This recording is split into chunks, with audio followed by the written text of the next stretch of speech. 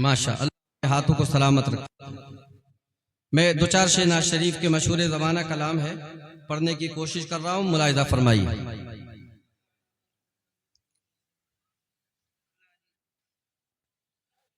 مطلع حاضر ملاحظہ فرمائیں۔ جلوہ ماہ نبوت کی جھلک باقی ہے، جلوہ ماہ نبوت کی جھلک باقی ہے، جلوہ ماہ نبوت کی جھلک باقی ہے، جلوہ ماہ نبوت کی جھلک باقی ہے، جلوہ ماہ نبوت کی جھلک باقی ہے، جلوہ ماہ نبوت کی جھلک باقی ہے، حسن ایمانی کے شیشے میں چمک باقی ہے، حسن ایمانی کے شیشے میں دمک باقی ہے، حسن ایمانی کے شیشے میں دمک باقی ہے، حسن ایمانی کے شیشے میں دمک باقی ہے۔ تاریخ کے پس منظر میں یہ شعر سماعت میرے آقا صلی اللہ تعالیٰ علیہ وسلم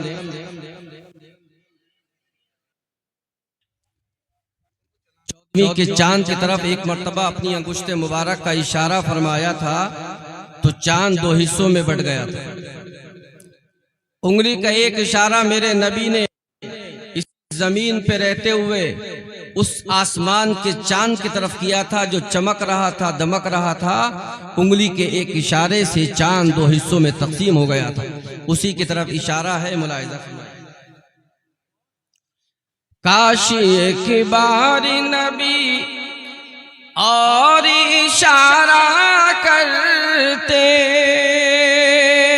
کاش ایک بار نبی اور اشارہ کرتے، چاند کے سینے میں ابھی یہ کسک باقی ہے، چاند کے سینے میں ابھی یہ کسک باقی ہے، چاند کے سینے میں ابھی یہ کسک باقی ہے، چاند کے سینے میں ابھی یہ کسک باقی ہے۔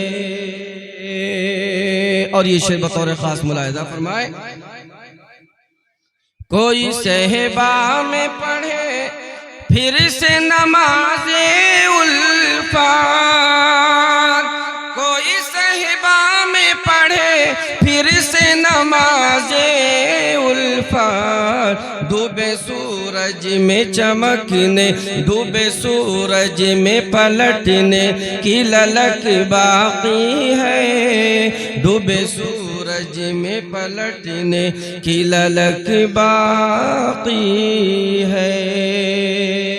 پڑھیے درود پاک، اللہم صلی علی سیدنا و مولانا محمد و بارک وسلم، صلو علیہ صلاۃ و سلام سیدی سندی یا رسول اللہ صلی اللہ تعالی علیہ وسلم۔ آخری شعر پیش کر رہا، ملاحظہ فرمائیں۔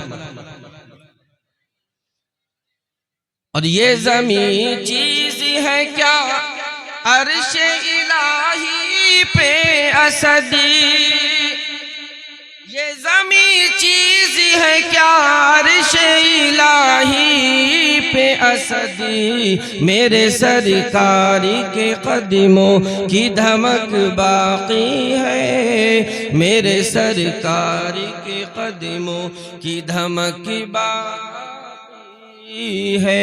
پڑھیے درود پاک، اللہم صلی علی سیدنا و مولانا محمد و بارک وسلم، صلو علیہ صلاۃ و سلام علیکہ سیدی سندی یا رسول اللہ صلی اللہ تعالی علیہ وسلم۔ ماشاءاللہ هذا مائکروفون یاکل الصوت اکلا کاملا شدیدا۔ حضرات، ہم نے اپنے نبی کی محبت میں اس جلسے کو سجایا ہے۔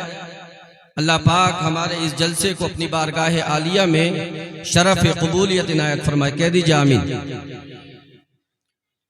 ہمارے نبی، ہم ان پر جتنا ناز کریں کم ہے، اپنی قسمتوں پہ جتنا ناز کریں کم ہے کہ اللہ نے اپنے حبیب صلی اللہ علیہ وسلم کا امتی ہمیں اور آپ کو بنایا۔ یہ وہ نبی ہے کہ جن کے امت میں پیدا ہونے کے لیے صرف امتی نہیں بلکہ انبیاء کرام نے بھی اپنی بارگاہ میں دعائیں کی۔ اے اللہ، نبی آخر زمان کا امتی بنا دے۔ اللہ نے اپنے حبیب صلی اللہ علیہ وسلم کو وہ عظیم مقام عنایت فرمایا کہ جو دیگر انبیاء کرام کو مقامات نہیں دیے گئے، اللہ نے وہ مقام اپنے حبیب صلی اللہ علیہ وسلم کو عنایت فرمایا۔ جب معجزات کی بات آتی ہے تو اللہ نے دیگر انبیاء کرام کو گن گن کر کے معجزے دیے۔ کسی نبی کو ایک معجزہ دیا، کسی نبی کو 2 معجزے دیے، کسی کو 3 معجزے دیے، کسی کو 7 معجزات اللہ نے عنایت فرمائے، کسی کو 13 معجزات عنایت فرمائے۔ میرے مطالعے کی روشنی میں عرض کروں، اللہ رب العزت نے انبیاء سابقین میں سے کسی بھی نبی کو 13 معجزات سے زیادہ عنایت نہیں فرمائے، لیکن جب باری آئے آمنہ کے لال کی تو یہ نہیں کہا اے حبیب ہم نے تجھ کو 1 معجزہ دیا، ہم نے تمہیں 2 معجزے دیے، ہم نے تمہیں 13 معجزات دیے، یہ نہیں فرمایا، بلکہ پروردگار عالم نے اپنے حبیب صلی اللہ علیہ وسلم کو سر سے لے کر کے پاؤں تک سراپا معجزہ بنا کر کے دنیا میں مبعوث فرمایا ہے۔ میرے نبی چلے تو چلنا معجزہ ہے، بولے تو بولنا معجزہ ہے، دیکھے تو دیکھنا معجزہ ہے، کلام فرمائے تو نبی کا بولنا معجزہ ہے۔ میرے آقا صلی اللہ علیہ وسلم اگر عمری کا اشارہ فرماتے ہیں اس زمین پہ رہنے کے بعد میں تو آسمان پہ چاند 2 حصوں میں تقسیم ہو جاتا ہے۔ اللہ کے رسول صلی اللہ علیہ وسلم اگر پتھر پہ قدم ہائے مبارک رکھتے ہیں تو یہ قدم شق ہو جاتا ہے، یہ پتھر اس سرکار کے قدم ہائے مبارک کو اپنے سینے میں پیوست کر لیتا ہے۔ یہ میرے آقا صلی اللہ علیہ وسلم ہے کہ اللہ نے سراپا معجزہ بنا کر کے دنیا میں مبعوث فرمایا۔ برادران ملت اسلامیہ، مجھے تو خطرہ یہ ہے کہ آج عتیق بھائی کی خیریت نہیں ہے، چونکہ مولانا محمد احمد منظری صاحب آ رہے ہیں، بہت زبردست مقرر ہے، اور جو یہ مقرر خطبہ ہوتے ہیں ان کا کام ہر دن تقریر کرنا، رات میں تقریر کرنا، دن میں آرام کرنا، کوئی تاریخ خالی نہیں، نہ 11ویں میں نہ 12ویں میں نہ 13ویں میں، ساری تاریخیں فل ہیں۔ اگر مائک کا سلسلہ ایسا ہی رہا کہ یہ آواز کے لیے اگر تو برادران ملت اسلامیہ ایسے مقرر میں سمجھتا ہوں کہ پھر مائک والوں کا کلاس لگا دیا کرتے ہیں۔ بہر کے درود پاک پڑھیے، اللہم صلی محمد وبارک وسلم صلو علیہ السلام علیکہ یا رسول اللہ۔ میں اسی کے ضمن میں نبی کی عظمت کے تعلق سے کچھ دیر چند باتیں آپ کے گوش گزار کروں گا اور اپنی گفتگو کو ختم کروں گا۔ حضرات دیکھیے، سب سے پہلے انسان جن کو کہا جاتا ہے ابو البشر، حضرت آدم علیہ السلام، اللہ نے حضرت آدم علیہ السلام کو مسجود ملائکہ بنایا، اپنے دست قدرت سے پیدا فرمایا، وَنَفَخَ فِيهِ مِن رُوحِهِ، اور پروردگار عالم نے ان کے اندر روح کو پھونکا، وَأَمَرَ الْمَلَائِكَةَ أَن يَسْجُدُوا لِآدَمَ، اور اللہ نے اللہ پاک نے فرشتوں کو، ملائکہ کو حکم دیا کہ حضرت آدم کو سجدہ کریں۔ یہ عظمت اللہ نے عنایت فرمائی، اور قرآن عظیم میں اللہ پاک حضرت آدم کی شان بیان کرتے ہوئے ارشاد فرماتا ہے وعلم آدم الاسماء كلها، اللہ پاک نے حضرت آدم کو تمام اسماء کا علم عنایت فرمایا۔ مثلا اگر ایک چیز لے لیجئے، یہ مائکروفون ہے برادران ملت اسلامیہ، اس کو مائکروفون بھی کہا جاتا ہے عربی کے اندر، اس کو مائک بھی کہا جاتا ہے اردو زبان کے اندر۔ آپ پانی کو لے لیجئے، پانی کو پانی کہا جاتا ہے، میں ماؤن سے اس کا تعبیر کیا جاتا ہے، فارسی میں آب جو ہے کہا جاتا ہے، اسی طریقے سے انگلش میں واٹر بولتے ہیں۔ ایک چیز کے جتنے بھی اسماء ہو سکتے ہیں، اللہ پاک نے ان تمام اسماء کا علم حضرت آدم کو عنایت فرمایا۔ سب جانتے تھے حضرت آدم کس کو کیا بولتے ہیں، کس چیز کا کیا نام ہے۔ سرکار حضرت آدم علیہ نبینا وعلیہ الصلاۃ والتسلیم کو اللہ نے اسماء کا علم عنایت فرمایا تھا، ہر چیز کے بارے میں حضرت آدم جانتے تھے برادران ملت اسلامیہ۔ لیکن جب باری آئی تو برادران ملت اسلامیہ یہ نہیں فرمایا اے میرے محبوب پاک ہم نے آپ کو اسماء کا علم عنایت فرمایا۔ قرآن میں اللہ رب العزت نے ارشاد فرمایا وَعَلَّمَكَ مَا لَمْ تَكُنْ تَعْلَمْ، اے میرے محبوب پاک آپ جو نہیں جانتے تھے اللہ پاک نے سب کچھ سکھا دیا۔ نبی کو ہر چیز کا علم دیا، ہر چیز کا علم،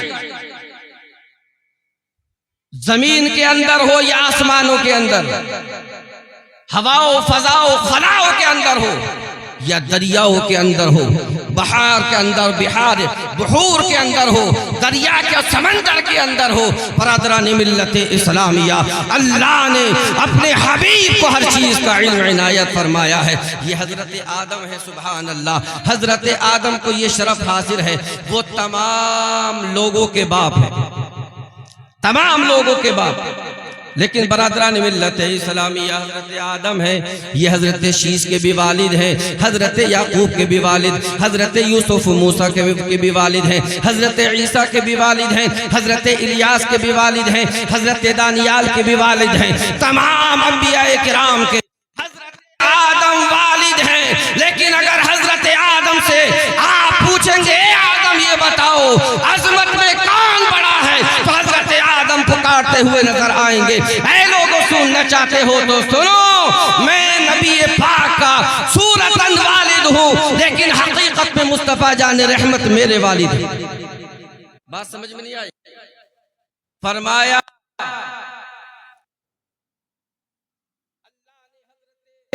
نبی پاک صلی اللہ علیہ وسلم کو حضرت آدم کی نسل میں پیدا فرمایا۔ جب نسل میں پیدا فرمایا تو حضرت آدم نبی پاک کے والد ہوئے۔ ارے والد ہوئے کہ نہیں ہوئے؟ حضرت آدم اللہ کے رسول کے والد۔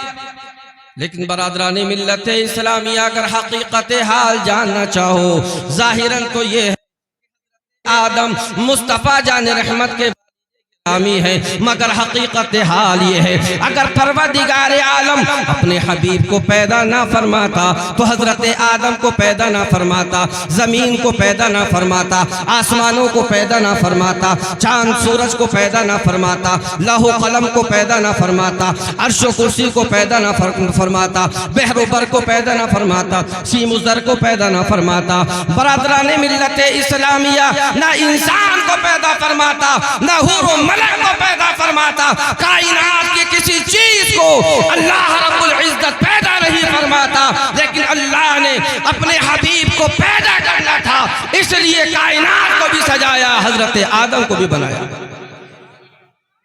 حضرت آدم صدقہ کس کا ہوئے؟ آمینہ کے لال کا۔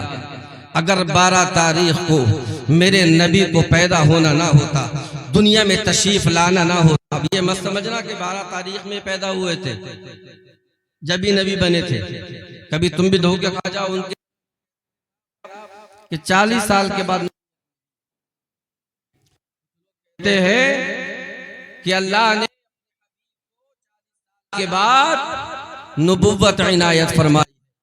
میرے آقا نے اس کی وضاحت پیدا فرما دی، پہلے ہی فرما دی ہے سرکار نے، کنت نبیم و آدم بین الروح والجسد، میں اس وقت بھی نبی تھا کہ اللہ نے حضرت آدم کے جسم کو ابھی پیدا نہیں فرمایا تھا، حضرت آدم مٹی اور پانی کے درمیان تھے، اس وقت میں مجھے نبی لکھا جا چکا تھا، اللہ نے مجھے نبی بنایا تھا۔ برادران ملت اسلامیہ، پتہ یہ چلا 12 تاریخ کو بہت پہلے ہو چکی تھی۔ میں عرض یہ کر رہا تھا کہ حضرت آدم علی نبینا علیہ الصلاۃ والتسلیم صورتاً مصطفیٰ کے والد، حقیقتاً مصطفیٰ کریم صلی اللہ علیہ وسلم حضرت آدم کی اصل والد ہے۔ اسی کو امام عشق محبت اعلیٰ حضرت فاضل بریلوی رضی اللہ تعالی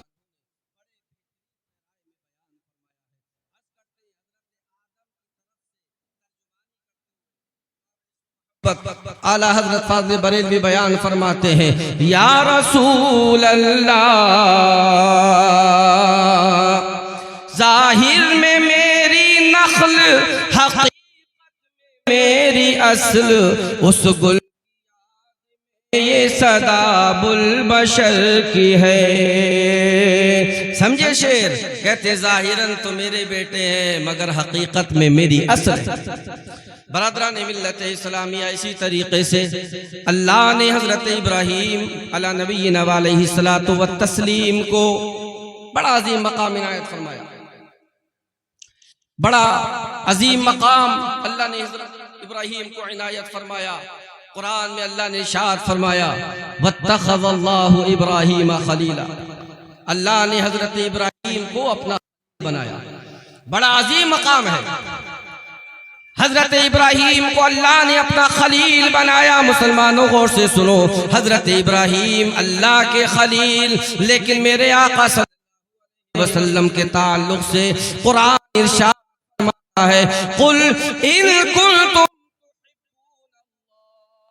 فاتبعونی یحببکم اللہ۔ بے شک سبحان اللہ اللہ علیہ وسلم آپ ارشاد فرما دیجئے، اگر تم اللہ سے محبت کرتے ہو فاتبعونی، تو میری اتباع و پیروی کرو، یحببکم اللہ، اللہ تمہیں محبوب بنا لے گا۔ واہ واہ واہ، سبحان اللہ۔ حضرات دیکھیں آپ،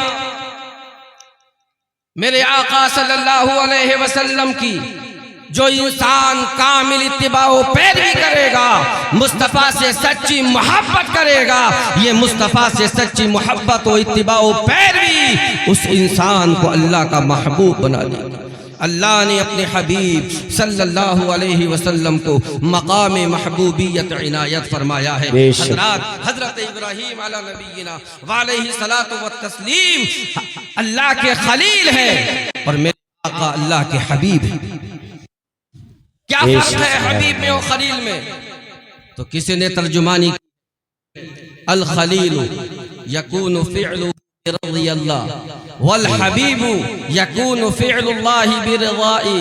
کسی نے بیان کیا، حبیب وہ ہوتا ہے جس کا ہر کام اپنے رب کو راضی کرنے کے لیے ہوتا ہے، جس کا ہر کام رب کو راضی کرنے کے لیے، خلیل جو کچھ کرتا ہے کو راضی کرنے کے لیے کرتا ہے، اور حبیب وہ ہے کہ پروردگار عالم اپنے حبیب کو راضی کرتا ہے، اپنے حبیب کو راضی کرنے کے لیے۔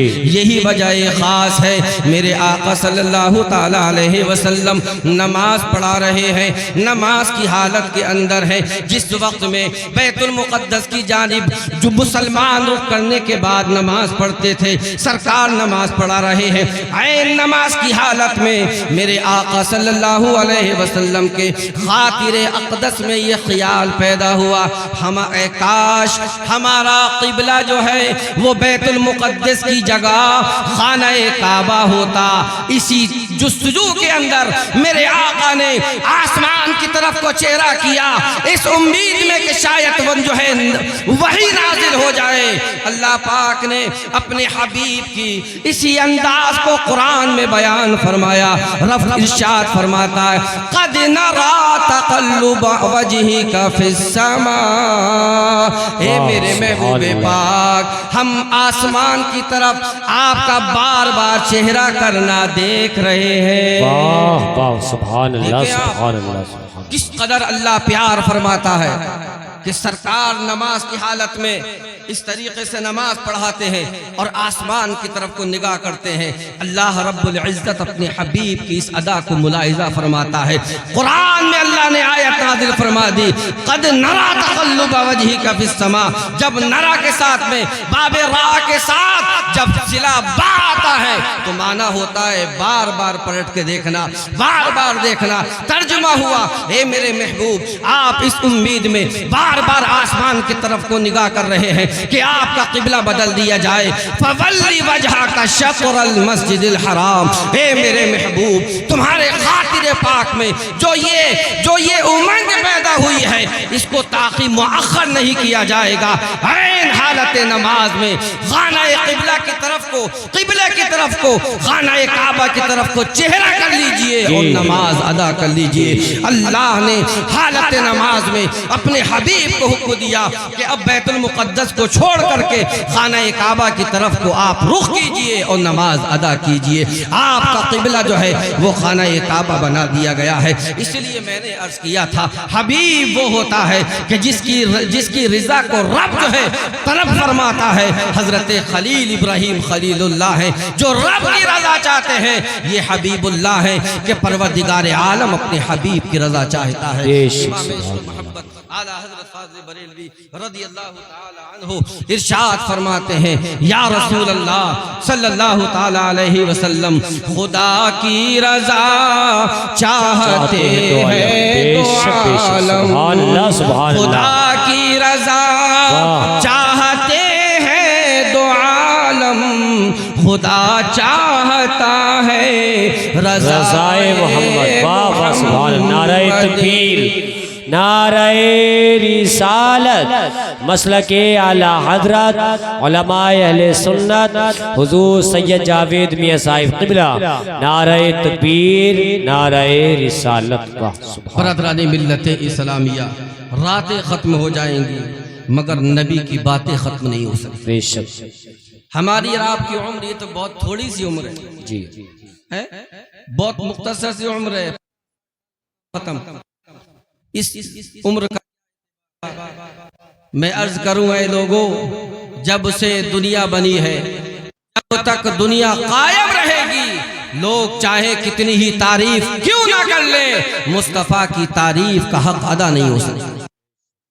مگر تو کرتے اس لیے ہے تاکہ نبی کی تعریف و توصیف کا ہم ذکر کریں، سرکار کی جو ہے تعریف کریں، تو سرکار صلی اللہ علیہ وسلم کے مدح خانوں میں ہمارا نام درج ہو جائے۔ بے شک بے شک، یہ نبی ہے، یہ رسول ہے، وہ رسول ہے جو ہمیں اور آپ کو ہر حال میں یاد فرماتے ہیں، بڑا پیار اپنی امت سے فرماتے ہیں، بڑا پیار میرے آقا صلی اللہ علیہ وسلم اپنی امت سے فرماتے ہیں۔ لہذا ایسے مشفق و مہربان محبت کا یہ تقاضا ہے، اے لوگو ہر دن نہیں، اگر ہفتے میں نہیں، اگر مہینے میں نہیں، تو کم سے کم سال میں ایک ایسا جشن منایا جائے کہ جس جشن میں پورا علاقہ شریک ہو، تاکہ اغیار اپنے ہو یا غیر ہو انہیں معلوم ہو جائے کہ آج کا دن یہ وہ مبارک دن ہے کہ جس میں مسلمانوں کے پیغمبر پیدا ہوئے تھے۔